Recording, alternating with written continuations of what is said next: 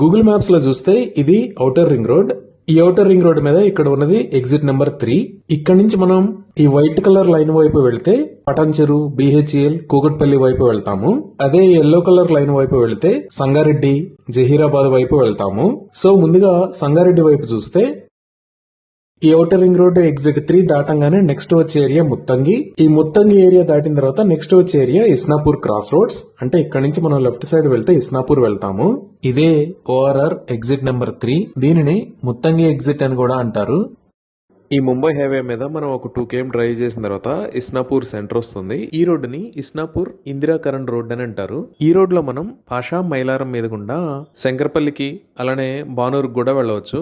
ఇక్కడే right side లో Maheshwara medical college ఉంటుంది. ఇది దాటి ఈ నేషనల్ హైవే మీద మనం ఇంకొంచెం ముందుకు వస్తే ఈ రుద్రారం అనే ఏరియా దగ్గర లెఫ్ట్ సైడ్ లో గీతం యూనివర్సిటీ ఉంటుంది.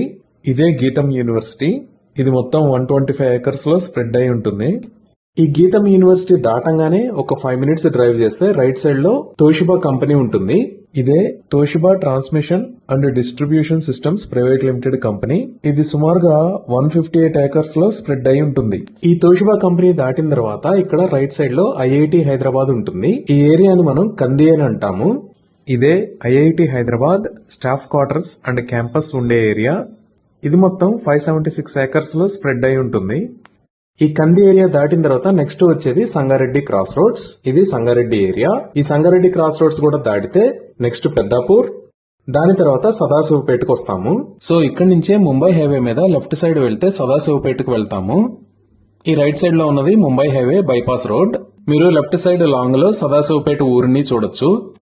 సో దీన్ని ఒకసారి జూమ్ అవుట్ చేసి చూస్తే ఇక్కడ కంది దగ్గర నుంచి శంకరపల్లికి డైరెక్ట్ కనెక్టివిటీ రోడ్ ఒకటి ఉంటుంది.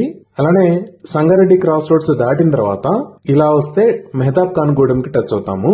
ఈ సదాశివపేట నుంచి ఇలా వస్తే మోమిన్పేటకి టచ్ అవుతాము. అంటే ఇటువైపు మోకిలా, శంకరపల్లి, మెహతాబ్ ఖాన్ గూడెం, మోమిన్పేట వైపు నుంచి ఎక్కడి నుంచి అయినా సరే మనం ఈ ముంబై హైవేకి కనెక్ట్ అవ్వచ్చు. ఈ సదాశివపేట దాటిన తర్వాత ఇక్కడ సూరారం అనే ఏరియాలో MRF వాళ్ళది ఫ్యాక్టరీ ఉంటుంది. ఇది MRF టైర్ మ్యానుఫ్యాక్చరింగ్ ప్లాంట్.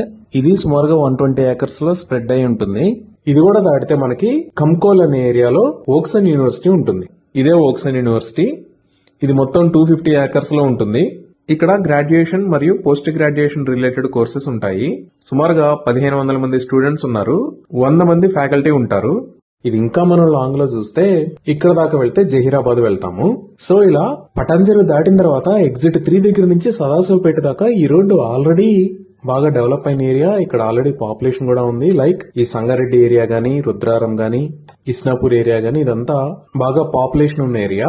వీటితో పాటు ఈ రోడ్డు కనెక్టివిటీని పెంచడానికి ప్రభుత్వం రీసెంట్ గా ఈ మియాపూర్ మెట్రో స్టేషన్ నుంచి ఇస్నాపూర్ క్రాస్ రోడ్స్ దాకా మెట్రో ట్రాక్ ని అనౌన్స్ చేసింది. ఈ రూట్ మొత్తం సుమారుగా 16 kilometers ఉంటుంది. ఇక్కడ టోటల్ గా 9 stations వస్తాయి. అలానే ఈ మదీనాగూడ దగ్గర నుంచి సంగారెడ్డి దాకా ఈ పోర్షన్ లో ఉన్న రోడ్డు మొత్తాన్ని 6 వరుసల రోడ్డుగా విస్తరించనున్నారు.